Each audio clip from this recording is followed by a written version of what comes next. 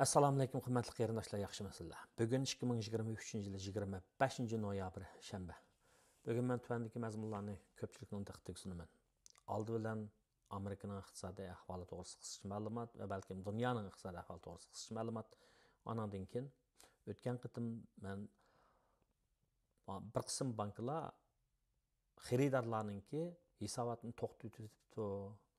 Buna diqqat qilish kerak degan temada so'zlagan. Hamda mushu ishga vaqt o'tgandan keyin qanday qilgan vaqtda shuni olib olamiz degan tadbir xarakterli ba'zi mazmunlarni diqqatga sunaman. Andan keyin ijtimoiy sug'urta, sog'lomlik sug'urtasi, uy mulk bozori haqida to'xtalib gapni oxirgi qitim ig'lik tiklaguvchilar degan temada, ya'ni siz ig'lik tiklaguvchilar tipidagi kishimi degan mazmunga o'tkash bilan oxirlashtiraman. Xo'sh, unda bo'lsa Amerikaning iqtisodiga keladi. Amerikaning iqtisodi xuddi Amerikaning g'azali ministri Jannat Yellen xonim degandagidek hozir qadar, ya'ni pandemikdan vabodan keyin yumshoq qo'nish vaziyatini shakllantirdi. Ya'ni bu deganlik garchi o'simni shundoq yuqori o'stagan bo'lsa, ya'ni 22 yildan buyon qisqa vaqtning ichida, 1,5 yilning ichida 10 necha qatim o'simni o'stagan bo'lsa-mu, ammo iqtisodda chekinish bo'lmadi. Milliy daromad eshiyotido, ishsizlik nisbati tuvaladi, ya'ni ishsizlik nisbati oktyabrda 3,19% ga tushdi. Pul baholigi, ya'ni o'simni o'stirishninki asosliq maqsadi shu. Pul baholigining eshib ketishini oldini olish, uni chekindirish, ya'ni tuvalatish. Buningki roli ko'rilyapti, ya'ni o'tgan 2022 yilda 6-oylikka 9,11% dan hozir oktyabrda bu 3,2% ga tushdi. Ya'ni pul baholigi tushyapti, lekin ko'zlagan maqsadga yetgani yo'q. Ya'ni 2% maqsadga yetgani yo'q. Odatda pul baholigi 2% bo'lsa, odatda 2% dan 3% bo'lsa normal deb qaraydimda. Ammo 3% dan to'g'ri tushgani yo'q. Shunga bu Markaziy bankka o'simni yana o'stirish mumkinmi deydigan qarashlar bor. Ammo emgak bozoriga qaraydigan bo'lsak, emgak bozorida oktyabrda 150 mingdek odam xizmat topgan bo'lib, bu sentabrda xizmat topgan 336 ming odamga qaragan vaqtda uning yarmidan oz. Shu mushularni ko'z tutgan vaqtda uning sirt yana ba'zi iste'molchilarning ra'yini sinash va ba'zi ikkilamchi sonliq ma'lumotlarningki ko'rsatishini qaragan vaqtda hozir Amerikaninki iste'molchilarning ichida kirim yuqori odamlarning pul xajlishi surati, hajmi tuvallab tarixiga qarab menayotgan gap. Hozir mana 11-oy mush mezgildan tatib yangi yilgacha bayram kayfiyatiga cho'madi. Bunday chaqda savdo setiq ishlari alohida yurishi, qizg'in bo'lishi kerak edi. Ammo hozirgi ba'zi iste'molchilarning ra'yini sinash natijasida va ba'zi ikkilamchi sonliq ma'lumotlarningki ko'rsatishicha Amerikada iqtisodiy yuqori odamlarning 100 ming dollardan jiq maosh olgan odamlarning pul xajlashida hozir biroz o'ylanish shakllanayotgan gap. Bunda bo'lgan vaqtda bu iste'molga ta'sir ko'rsatsa, iste'molning surati osilsa, kelar yilning 5-ida balkim Amerikaning iqtisodida tuvallash, chekinish ko'p kelib chiqish mumkin deydigan bir qarash bor. Bu ko'pchilikningki o'sha haqda bilib qilishini umid qilganlar uchun buni deb qo'yay dedim. Anadan keyin yana bizning Turkiyada yashayotgan qarindoshlarimiz bor. Hozir bir xabarga qarasam, Turkiyaning Markaziy bankisi qarz nisbatini, yana bankining o'sim nisbatini 40% ga chiqaribdi. Buning maqsad nima shunday qildi desa, 40% alaydi.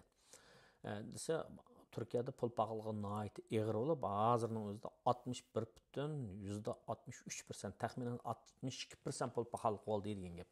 Bu pul pahalılığı ağır olgan vaqtda bir cəmiyyətdə adamlarning ko'nglida, pul va naqd pul tutqanlarning ko'nglida bir xil vahimni paydo qiladi.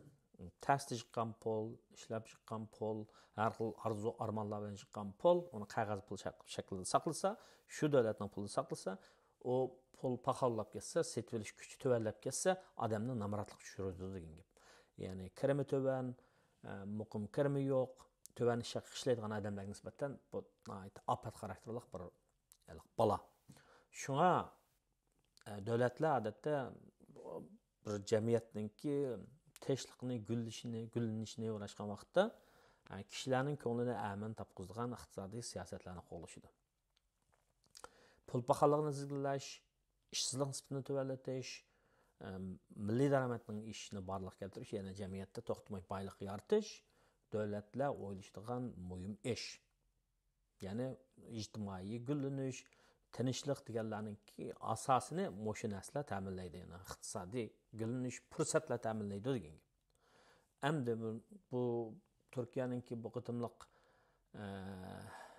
Maliya ministri deymiz bu qitim saylamdan keyin ham yana Markaziy bankning boshliqlari nisbatan kasbiy xodimlar bo'lg'achqa ilgirki navbatdagi iqtisodiy amaldorlarninki tadbirlarni, ya'ni yo'lga olgan siyosatlarga qarshi holda bu qitim iqtisodning o'zining qonuniy to'g'ri ish ko'rib pul paxalligini tizginlash uchun o'simni 40% chiqaribdi. Bu jiq chiqarish, bu 40% degan jiq chiqarish. Amerikada o'sim 40% chiqilgan bo'lsa, iqtisodiy faoliyatlar qoldi gapning rostini aytgan vaqtda. Xo'sh. Bu hamda bizning Turkiyadagi qarindoshlarimiz bo'lg'achqancha qarasam, Turkiyadagi qarindoshlar mening leksiyarimni anglaydi ekan, bilib qolsin uchun buni deb qo'ydim. Ya'ni pul paxalligi ig'ir bo'lgan vaqtda pul qazog'chilarga foydali, pul qazib beruvchilarga ziyonli shunday bir ahvol kelib chiqadi. Pul paxalligi ig'ir bo'lgan vaqtda shuni ko'pchilik asosan nisbatan o'zgarishi tuvan bo'lgan asosiy kuchlik iqtisodiy kuchlik davlatlarning puliga yugurdi yoki oltin kumush yugurdi yoki muqimlik yugurdi. Xo'sh. Bu hamda dunyo iqtisodiyda azroq so'zlayman degandim, asosan Turkiyanikini so'zladim, bu vaqtda ishilak deb qo'yay. Endi men o'tgan haftada ish gapning oldida bir nimani so'zlab bergandim. Hozir banklar sun'iy aql texnikasi orqali xaridorlarning, ya'ni bankda hisob ochgan xaridorlarningki ba'zi hisobotlarni to'xtatibdi deb onun misollarini 5-6 odamning gapini deb bergandim. O'xshash New York vaqti gazetiniki shu pul sahifasida, iqtisod sahifasida bir yozma chiqibdi 18-sida. Men qarab baxtdim. Qanday qilib shuning oldini olamiz endi deb. Qanday qilib banklar bizga shu bilinib qolmasin, hisobotimizni to'xtatib etmasin deganga bir necha taklif sunilibdi. Birinchisi chek var o, chek. Checking account deb qo'ydim, bunda checking account. Chek yozgan vaqtda amal var, chek yozmaslik kerak hozirgi ay kunlarda dedi. Chek yozgan chaqdimi? Yani chekni nima ishga yozamiz? Birisiga pul berish uchun, birisiga to'lam to'lash uchun yoki utilities deb qo'yamiz. Toksoning pulini to'lash uchun chek yozamiz, shunaqmi? Yoki o'yimlik bejini to'lash uchun chek yozamiz. Masalan, men o'yimlik bejini to'lash uchun har faslda bir qatim chekni opirib, o'zim turayotgan rayonning taun deb qo'yamiz. Ashunki baj yig'ilgan ishxonasiga opirib o'z qo'lim bilan opirib turman. Masalan, endi malning da'vatqini xat orqali o'zining xati bilan ilib xatga chekni yozib bilan tashlab qo'yma deydi. Chunki xat o'g'rilari xatingizni o'g'irlab, chekingizni o'g'irlab, hozir texnikalama bor o'xshaydi. Onun dollarga pay to someone degan bor-ku. Shuning o'zining ismini ya birsini ismini yozib o'g'irlaydigan ish jiqib ketyapti. Shunga agar bir qatim sizning chekingizni birisi o'g'irlab ashna qilgan bo'lsa, bankka masalani tugini bilmagandan keyin to'xtatadigan yo'l shu amal va chek yozmang deb maslahat beribdi. Ikkinchisi, bankdan 10 ming dollardan ortiq pul olsangiz yoki 10 ming dollardan 10 ming dollar yoki undan jiq pul. Ya'ni bu yerda matematikadagi tanglik yoki cho'nliq belgisi bor, shuni o'xshab 10 mingga tang yoki 10 mingdan jiq dollar pul qazolsangiz cho'qim bir jadval to'ldirgan ish. Endi, buning o'zi qonunli ish. 10 ming dollardan jiq pul qo'yib yoki elib qiysangiz balkim ular diqqat qilar. Ammo bir qitim ashnaga 10 ming dollarga pul qo'ydingiz, ma jadvalni to'shqizing desa, buningdan siz cho'chib ketib, kelar qitimda 9 mingdan 8 mingdan 9 mingdan 8 mingdan qo'ysangiz, bu shubhalik bo'ladi. Bu shubhalik bo'lib qoladi. Шуңа бұндақ ішіні қылмасы керек. Әгер сіздіңки тапқан тапауытыңыз, кірміңіз yolluq, qanunluq olğan bolsa, 10 000 dollardan jıq pul qoysanız, qoyuşunun səbəbini düşəndirən. Qorxmang onundan. Amma banka verib özünüz becerin şu işini depdi. Bıraxlam 10 000dan tövrək qılıb 9 000dan 8 000dan qılıb qoymang, jıq qoymang, yəni şübheli qılab qalsız depdi. Anandan keyin yana birisi ötken yılqı banka hisobatini to'xtatib o'tgan kishilar halaqa birisi burun qo'lga ilinib jazo olinib ketgan kishiga, birisi halaqa nesha ishlab chiqilgan zavoddan shirkatdan pul olgan ekan. Bular yana birisi halaqa bundaq bir meyxonasi bor birisininki doim pulni jiq qo'yishidan qo'ygan odamlar ekan emasmi? Endi mushundaq ahvollardan halaqa amal va xoli bo'lish kerak, ya'ni ko'p pulni o'xshamagan banka bir, ammo uning har qaysi yerda tarmoqlar emasmi? Naqd pulni jiqsanmaslik kerak debdi. 300 dollardan meyadın, 400 dollardan meyadın, 500 dollardan meyadın, qisqa vaqtdan içinde jiqsanmaslik kerak. Chunki bundaq qilgan vaqtda naqd pul kirgandan keyin hech qanday kep chiqishi aniq bo'lmagan. Bu zaharlik chekim atkashlik bilan shug'ullangan jinoyat o'xshaydi deb shubhalanib, ya'ni to'xtatdi degan mushundaq bir gapni debdi. Endi idora jamiyatlarda ishlaydigan odamlarga nisbatan qilmoqda ba'zilarining oylik chiqadi maashi, ba'zilarining bir oyda 2 qatim chiqadi. Ular bevosita o'zining bankasiga ulangan bo'lg'achqa, ularning nisbatan bexatar bo'ladi. Anandan keyin yana bir diqqat qilgan ish, agar favqulodda uyini sotib o'tadigan, mashinasini sotib o'tib, naqd pul oladigan ish bo'lsa, bankaga telefon qilib deb qo'yish kerak. Hatta 6 aylık bir aya ketdiği iş olsun, bankalarga ma'lum qilib qo'yish kerak. Men maya ketaman mundaq ishda. Anandan keyin bosh og'rig'im bak jiq bo'lmasin degan deydigan bo'lsangiz, Chase, Bank of America, o bulan emas. O'zingiz turib atgan o'zingizning uyi bor aylardagi, shunday bir community banklar bo'ldi, credit unionlar bo'ldi. Kredit birlashmasi. Shularning bankalarga berib pul qo'yib, shunday muomala qilsangiz bo'ladi degan ish taklifini beribdi. Men ko'pchilik buni deb qo'ydim. Xo'sh. Ikkinchi mazmun tugadi. Uchinchi mazmun. İctimai sug'urta. Amerikaning noposi hozir 330 milliondan ortiqroq. Buning ichida 71 million odam Social Security Administration degan bir organ bor. Ya'ni iqtisodiy bo'hron 1929-yilgi iqtisodiy bo'hrondan keyin qurilgan. Bu Social Security Administration degan bu organ ministri darajalik organ desak bo'ladi. Shu Amerikada pensiyaga chiqqanlar, tövan kirimlik odamlar, anandan keyin palach bo'lib qolgan, majruh bo'lib qolgan ishchilar, ularningki tayanuvchilari degandeklarning oldin xabar oldimda. Buningga keldigan pul nereden keldi degan vaqtda sizning maoshingiz har Amerika o'xshash hamma odamning o'xshash bu.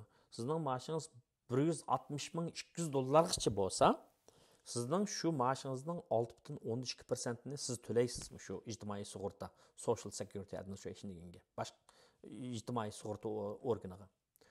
İdarangizmi 6,12% o'xshash pulni to'laydi o'shaga. Chunki yashangan vaqtda pensiya puli, ijtimoiy sug'urtadan pul yenib keladi. Endi maoshingiz 160 ming 200 dan yuqori bo'lsa, 180 ming bo'lsa, 6,12% hozir shundaq bu doim o'zgarib turdi. Shu maoshingizning 6,12% ijtimoiy sug'urtaga ketadi, Social Security taxda.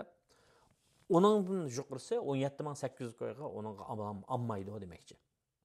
Ya'ni 400 ming dollar maaş algan odamning 6,12% ijtimoiy sug'urtaga olmaydi demakchi. Faqatla 160 ming 200 gacha. Kelar yili bo'lsan 165 ming, 168 ming manda bo'lishi mumkin.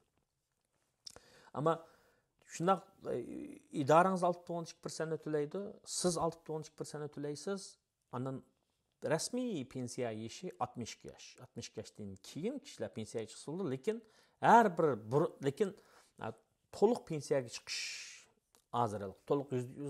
To'liq pensiya pulini olaman desa 67 yoshgacha ishlasa bo'ladi. 62 yoshda pensiyaga chiqaman desam bo'ladi birisi. Ammo 67 yoshda pensiyaga chiqqanga qaragan chaqda 62 yosh chaqda pensiyaga chiqqan odamning oladigan puli 8% to'van bo'ladi. Ya'ni 62 yoshda sizning oladigan pensiya pulingiz 1000 dollar bo'lgan bo'lsa, 63 yaşta pensiya chiqqan bo'lsangiz 1800 koy oladingiz degan gap. 64 yaşta pensiya chiqqan bo'lsangiz 1017 koy 20 pun oladingiz, sent oladingiz degan gapda. Shunday. Ya'ni har bir yilga burun pensiya chiqsangiz ijtimoiy sug'urtadan keladigan pulingiz 8% dan tovan bo'ladi degan gap. Hozir mana bu shunday pensiya pulini aladigan odamlarning soni 71 million. İctimai sug'urtadan pul aladigan odamlarning soni 71 million bo'lib, bularning ichida 4dan 3 qismi asosan pensiyaga chiquvchilar va ularningki hamrohlari, masalan, ayollari. Masalan, bir odam pensiyaga chiqsa, oila pensiyaga chiqmasa, shu odam olgan ijtimoiy sug'urta maoshining 50%ni ayoliga berdi, ayol pensiyaga chiqmagan bo'lsa. Buni bilib olish kerak. Buni iltimos qilmasa, buni keyin jumsa, uni bilmaydigan gap. Andan keyin qolgan 25% kim bo'lsa, ba'zilar yaxshi turib ishlab, ijtimoiy sug'urta pul topshirib, o'lab ketgan, uning ayoli tul qolgan, bolalar yetim qolgan, bularga berdi. Andan tovan kirimdagi odamlarga hukumat aztul birni berdi. Buni bilish kerak. Hozir bizning Amerikada yashayotgan odamlarning ichida cho'nglarimizni 70 yoshlik, 60 yoshlik odamlar bo'lib qoldi. Balkim bular irovatida, ularning bolalari va ularning tuqqanlari va yanada yaxshi odamlar bor deb berdi, uni qildi. Qilyapti deb o'ylayman. Agar favqulodda uchur bekikligi tufaylidan bilamay qolib qolgan bo'lsa, o'sha gapimni anglaganlar bo'lsa, to'xta. Men 65 yosh kaptiman. Amerikaga kelganim 55 yosh chaqda kaptganman. 10 yil bo'libdi. Men ham shunday 10 yildagi ishlab ekanman. Men kelib mana pensiya puli olsam bo'lamda, qanchalik qilsam yaxshiroq ola olayman deb so'rab beqish kerak, o'ylab beqish kerak. Buni bir deb qo'ydi. Mendan sirt yana hozir ham shu bir haftadak bo'ldi. Har yil idora jamiyatlar odamlarni balkim ba'zi shtatlarda tug'magan bo'lishi mumkin. Kelar yillik ijtimoiy sug'urta, salomatlik sug'urtasiga qatnashtiradigan bir ish bor. Ya'ni o'zingiz azroq to'laysiz, ko'pincha qismini idora to'lab berdi. Bu butun badanning sog'lomligi, ko'z, tish degandeklarni o'z ichiga oladi. Ama şu bedenin sağlamlık sug'urtasi neçe xil oldu? Onun türleri var. Yani yanınızdan qanchalik to'laysiz, ağrıp qolgan vaqtida qanchaligini o'zingiz yaningizdan chiqarsiz, sug'urta shirkatlari qanchalik chiqarish kerakligini sizning to'lagan pulingizga bog'liq bo'ladi. Bir gapni deb qo'yib, buni bir yezib qo'ygandim men. Bizning salomatlik sug'urtamizni beradigan shirkat, sug'urta shirkati, ama kishilar jim deb qo'ydi-ku, chiniqish gimnastik, chiniqish zaliga berib chiniqdi-ku. Masalan, haftada sizmi chiqib qo'yasiz 3-4 qitim, masalan, men chiqib qo'yim 3-4 qitim, jugurab qo'yim, sakrab qo'yma degandek. Aşaga biz nima to'laymiz hamda a'zolik haqi to'laymiz. Uning bahsi $20 tortib $200 qicha. Masalan, $200 bir oila olsa $70 to'laysiz. Masalan, hamda nima degan vaqtda, demakchi o'g'lim nima deganda, asha sizning sug'urta shirkatingizning bir varaqli jadvali bor. Shu bir varaq jadvalni to'shqizib qo'ysangiz, sizga $150 pul berdi. Ba'zilar $150 degan qanchalik pul deydi, lekin yo'qdan bağı bo'g'ini yaxshi. Agar bir qo'pab bir varaq qog'ozni to'shtirib qo'yib $150 ap juramsoy. Ashunaqmi avarolab juramsa desa, o maslahatni men uni ishimning sizning haqqingiz. Nurg'un odam shuni oladi. Uni men uqmaydi ekanman daxi. Bir xizmat ishim deb bagaligi uchun men sinab baqsam, menga keldi. Men bir jadvalni to'shqizib qo'yma, sug'urta nomerimni yozib qo'yma, imzo qo'yib qo'yma. 6 oyda menda to'labdim, 3 oyda to'lab bo'ldi mening o pulim. Meni to'labdim deb avatib qo'ysam, keladi. Ama o'zimizning haqqi, uni olib qo'ygan yaxshi. Ichada qo'lni ko'tarmay, bir nima yazmay, ishlamay, ta to'kmay keladigan ish yo'q. 25 og'zimga tushish deydigan ish yo'q. Shuni bunimi deb qo'y dedim. Shu $150 pul sizlarga keladi. Buni bir deb qo'y dedim. Xo'sh, endi igilik tiklash haqida kichkina bir so'zlab beray dedim. Siz igilik tiklash tipidagi kishimi deb. Bu to'g'risida nurg'un jurnallarda maqolalar bor, nurg'un torbatlar bor, nurg'un kitoblar bor. Hatta Amerikaningki CBA deb qo'ydi, Small Business Administration. Kichik igilikni boshqarish idorasi deb. Shuning torbatlari va Yani iyilik tilash uchun nima bo'lish kerak deb. Andan keyin o'zini diagnoz qo'ydigan, o'z-o'ziga diagnoz qo'ydigan. Kishilar o'ziga diagnoz qo'yib qo'yadi, qo'lini tutib qo'yib, yuragi tomiri tez soqayotamdi, kuchli soqayotamdi, zaifmi, boshmi, chingmi deganga o'xshash. Andan keyin yuragini tutib qo'yib, sap ketdimi, as soqayotamdi deganga o'xshash. Shuna diagnoz hamda. Undan nurg'un savollar bor. Maning ichidan, banchining ichidan, manchini mandaq qilsang, senda bor ekan deydi. Agar onunğa yetmese sende yoki sizde yok ya o alaylik deydi. Hem de ben bu asaslıgı şu Harvard Soğudu Mektebi'ninki profesörlerinin tədqiqatları asasında uç doğrusu deyilgen geplerini azırak depersem bula şu iyilik tileyen adamlarının alaylıkları üstüde tədqiqat edip verip jığıp bulanı şunaq bir yakınlarını çıkarıptı. İyilik tileydigan adamlarninki kişilik alaylık, kişilik xarakteri, alaylık noktasını aytgan vaqtda bularda birincisi iddia bo'lish kerak deydi. İddia. Yani iyilik tileyman deydigan kişilik iddia ve jasorat nayt, mushni qilaman deydigan iddia bo'lish kerak deb. Bu to'g'risida New Mountain Venture deydigan, yani yangi tog' egiligi deydigan maxsus korxonchi rahbarlarni yetishtiradigan bir shirkatning qurg'uvchisi Gergen bilan Van Rek last name oxir qismlar shunday. Gergen bilan Van Rek deganlarning degan bir gapi bor. Ya'ni iyilik tiklash jarayoni mundaq bir proses, yani iyilik tiklash mundaq bir jarayon deydi. Aldı bilan masalani tushunish kerak. Masalaning mohiyatini egallash kerak. Masalani bayqash kerak demakchi. Qandaq masala, qandaq ishni qilsam, shu qandaq masala mavjud, shu masalani hal qilsam, anandan keyin iyilik tilayman deb o'ylaydi deydi. Anandan keyin bular kishilar bayqamagan nuqtalarni bayqaydi, tutashmagan nuqtalarni tutashtirdi. Shuningdan bularda bir tasavvur maydonga keladi. Anandan keyin o'zidagi har xil alaylik, yani ko'p qilliqlikdan foydalanib, yani kalla shiltish, jasorat irodasi va xatarga tavakkulchilik qila oladi. Ondan plan tuzalaydi, yaxshi plan tuzalaydi. Anandan keyin shu masalani hal qiladigan usulni hal qilish, shu masalani hal qiladigan, bunday aytgan vaqtda iste'molchilarning masalasini hal qiladigan bir usulni tepib chiqib, o mevasini ko'ra oladigan kishilar mush jarayonni besib o'tib muvaffaqiyatli iyilik tiklay oladi degan gap. Uningdan sirt yana iddia va jasorat bo'lishdan sirt, yana Harvardningki So'g'di maktabining professorlari iyilik tilaydigan kishilarda yana kishilik munosabat qobiliyati kuchli bo'ladi deydi. Kishilik munosabat qobiliyati. Yana ular o'ziga bo'lgan cho'nqur ishonch bilan o'zininki xaridorlari yoki potensial xaridorlari o'zini mablag' bilan ta'minlaydigan, o'zi bilan birga hamkorlashadigan odamlarni tepib chiqa oladi deydi. Ya'ni ularningki plani amaliyotga uyg'un, savdo iyilik tiklash planlarini nihoyatda yaxshi yozgan. Andan keyin bular o'zining o'tganda men Baygrov degan odamning gapini deb berdim-ku. Iddia muhim. Mediadan muhim bo'lgan bir tijoriy qurilmaning, tashkiliy qurilmaning bo'lishi muhim dedim-ku. Endi mavi kishilik munosabat qobiliyati yuqori deganda, mavi iyilik tilayman degan odamlar shu tashkiliy munosabatni qurgan vaqtda, tashkiliy munosabat degan bir odam bilan bo'lmaydi, bir necha odam bilan bo'ldi.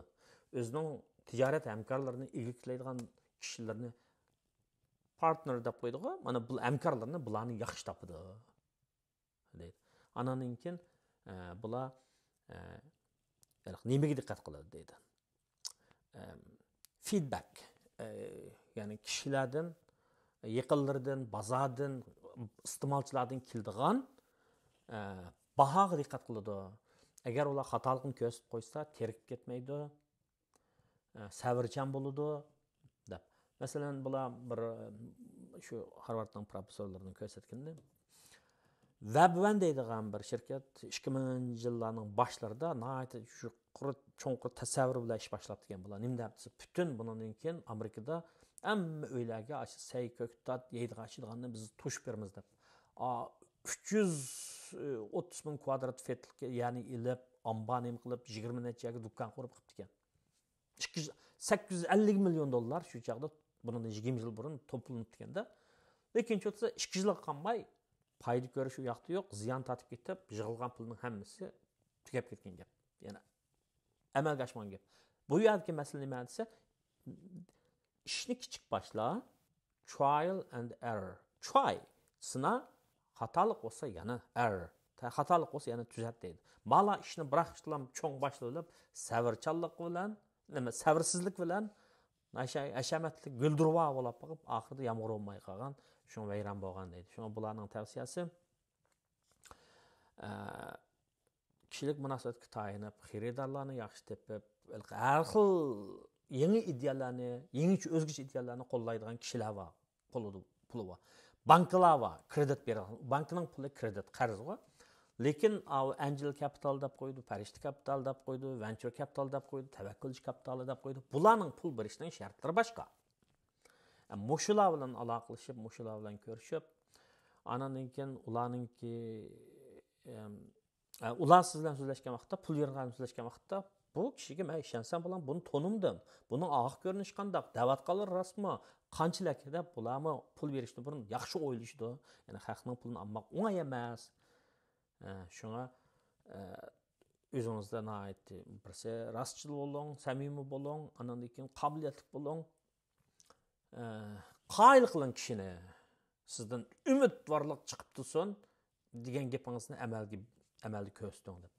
Andan yana bir Harvard savdo maktabining professorlarining bayqini shularda o'qib chiqqan ba'zi o'quvchilar, korxonchi o'quvchilardan bular surishtirgan vaqtda muvaffaqiyatli bo'lgan.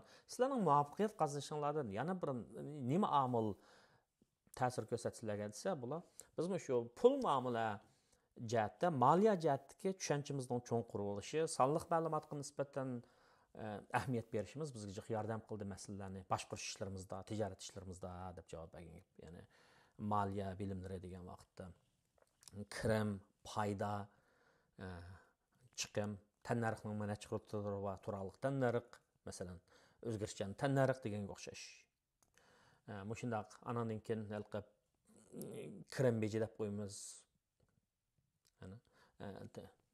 Income sheet, balance sheet deb qo'yamiz, tamponliq jadvali deb qo'yamiz. Mana bu shundaq narsalarni tushunishimizning, bilginimizning foydasi chiqoldi degan gap. Ya'ni shundaqla sonliq ma'lumot qarabla ular foydaning qanchalik, kirimning qanchalik, qayerda foyda bo'layotib, qayerda tannarx ketyapti deganni biladi demakchi. Bu sonliq ma'lumot son o'zi ishni emas, ammo uning keynida u deb berilgan hikoya nurg'un. Shunga hozir sonliq ma'lumotni ikkinchi bir oltin deb qaraydigan ishlarmi bor demakchi, xo'sh. Eng oxirgi bir qiziq nuqta nima degan vaqtda, eng oxirgi qiziq bir nuqta odatda ota bobasi korxonachi bo'lgan, eglik tiklagan kishilarning bolalarida eglik tiklashninki ehtimoli cho'ng bo'ldi deydi. Buni irsiyat deb qo'yamiz. Buni biz irsiyat deb qo'yamiz. Ya'ni correlation, bog'lanish bor. Ota bobasi tijorat qilib kelgan bo'lsa, bolalarning tijorat bilan shug'ullanish, eglik tiklash ehtimoli cho'ng bo'ldi dedi. Bu ahvol Amerikada o'xshashgan, bir necha misolnapti. Uyg'urlarning ichida shunday. Uyg'urlarning ichida shunday. Masalan, men bu nurg'un Uyg'ur eglik tiklagan Uyg'urlar bilan paranglashib baqqan, korxonachilar paranglashib atgan bizning urug' tuqqanlarning ichidagilarmi bor. Hatto o'zimning tuqqanlari bor. Masalan, mening ona taraf cho'ng dadamning dadasi atishda burunlam tijorat qildi ekan-da. Yani cho'ng dadam tijorat qildi. Men ta'tilda taqdim tushgan vaqtda yana turib men ma'qul deb setish birdim. Lekin bir ishim borki, shundaqla urug' tuqqanlar, tonish odamlar malaqil kas ya qishib ketdim, yoki bo'lmasa bir yer mo'k bo'latdim. Tonish odamdimi pul olamdi degan qarash bor-da. Ammo cho'disa mening navr tuqqanlarim cho'disa ular undaq qilmaydi, talishib. 10 tiyinga masalan 3 жаңақ satiga ish bo'lsa, tuqqanlar 4ni bermamiz tuqqan bo'lgan ekan. Yo, foyda qilmaydi deymi? Mana 3 bo'ldi, o'xshash deb. Men cho'disa setishtiga 4ni berishga qechib ketdim masalan-chu. Chunki mening ota-onam undaq halqi tijorat bilan shug'ullangan kishilar emas, lekin cho'ng dadamda shug'ullangan o'lan. Anadan keyin yana men shu eglik tiklagan bir Ayni vaqtda bir yosh chog'larimda Uyg'urlarning igilik tiklash tajribalarini kitob qilib yozib chiqaman deb bir necha korxonchi bilan paranglashgan. Shulardan birisini rahmat qilib ketdi. Yotgan joyi jannatdan bo'lsin. Shu odam bilan bir chog'da shu Do'nko'rikda bir paranglashib qilib so'rasam, "Mana shuna degan ukam qaylar?" deydi. Desam, "Men o'sha konsuldan shu qora mashinaga ko'mak to'shab, ko'magiga uni bundab chiroyli gap qilib ikki chipta ko'makni jiqroq bagizib uyani uni jutqab birib eshak arbusda uya buyaga setib dastlab ishni shunday boshlagan deb. Hamma ishni yo'li bo'ldi. Hamma kitobda o'qigandek bo'lmaydi debchi. Men shu joyda o'zim iglik boshqarishda o'qiyapman, obo deb tanishtirib qo'ymamdi. Ana shunday bir gapni deb bergan masalan. Toptaq chiqib berib bir romanni 7 so'mga olsam, Do'nko'rikka kelsam 8 so'mdan satsam, qanchalik foyda qildi menga deydi. 5 so'm desam. Okay. Men ashni ekilib 7 qo'ydan ekilib 8 qo'ydan satsam, ma odamni ko'rib, "Nereden aldın deydi. Onu yalgan söylesem bo'lmaydi. Toptan aldım deymi deydi. Top taxtishdan aldım deymi. Qancha puldan aldın desa, 6 so'mdan aldım men deymi.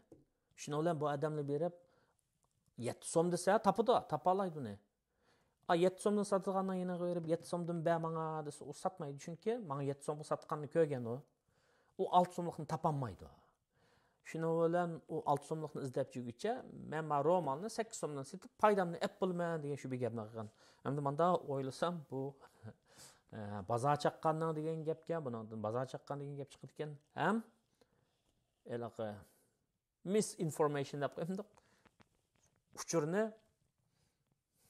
qalashtirib turishda, xato uchirib qo'yish. Chunki shu bozor deganda shunchalik xaridor bo'ldi. Shunchalik xaridor bo'ldi. Shunama shuna bir xaridat olish degan gap. Bu shu tijoratchilarning, shu chaqdagi shu tijoratchilarningki bir xil taktikasi ekan. Men uni o'ylab boqmabman-da. Men o'ylab boqmabdi ekanman. Men shu odamningki gapiga hayron qolgandim. Ba'zi odamlar shu tijorat qilishgan chaqda bilim, tajribadan keldigan gap raskan, tajriba qilish jarayonida bu ishlar o'tab o'xshash tijorat qilganlarning ichida raqobat keskin bo'lgandan keyin bu bahoda, suratda, sifatda, munosabatda, ya'ni muomalada shunday farqliq ish qiladi ekan. O'xshash narsa, o'xshash romal, ammo uni iste'molchilarga yetkazishda tanarix jihatdan, baho jihatdan, surat jihatdan, anda munosabat jihatdan boshqacha bo'lg'achqa mana shunday qilib ekan deb o'ylagandim. Buning nurg'un misollar bor, nurg'un misollar bor. Ayni vaqtda So'd jurnalida mush to'g'risida shunday bir yozmalarni yozgan. Onun nurg'un yillar bo'lib ketdi. Hozir davr o'zgardi. Hozir ahvol o'zgardi. Internet dunyosi masalan iste'molchilar bilan savdogarlarni bog'lab etdi. Ham uchur dunyosi. Burun tijoratlarda nima desa, orliqning jiroqligi, uchurning kamligi, mahsulotning qisqaligi, baho to'g'risidagi mahsulot jihatdagi uchurlarningki kamchil bo'lishi tufaylidan nurg'un odamlarga, ayniqsa tijoratchilarga, yo'tkab to'shishga fursat bo'lgani bilan hozircha desa, hozir bu texnikaning, internet texnikasining maydonga kelishi, taraqqiy qilishi bilan va uning jamiyatning har qaysi sohalarida bu iqtisodni keng qo'llanishi bilan iqtisodiy faoliyatlarda ahil bo'shliq tarib ketyapti. Shunga haqlar texnik ijodiy bo'lishga, texnik kalliqa turishga, texnik chidashga, texnik fursat izlashga duch kelyapti degan gap. Xo'sh. Oxirgi xulosani nima deganda, igilik tiklayman deydigan iddianing bo'lmagandan bo'lgani yaxshi. Ammo azroq xatarga tavakkul qila olamdim. Mush ishni boshlasam, nima badallarni to'layman? Menda shu bir texnika bormi? Texnikalik bilim bormi? Texnikalik bilim bo'lmasa, qaysi texnikasi va odamlar hamkorlashay? Qaysi xil ideyani sinab boqay deb o'ylanishni aytmoyam, o'ylanish, o'qish, kichik bo'lsa-mu tajribadan o'tkazish, sinab boqishni aytmoyam. Hech ishni qilmay turiblar. Men qila olmayman degan gapmi? Osmon qarab elaqa vaqirgandek gap. Andan keyin hech sinab boqmay. Andan sinab boqaman Sınab baqaman deb masalani keyniga surishmi, qilmaslikmi, umi bo'lmaydigan ish. Sınab beqib, kichik-kichikdan sınab beqib, anandan keyin ishni zo'raytish, balkim aqlga muvofiq yaxshi gap, yaxshi ish bo'lishi mumkin. Xo'sh.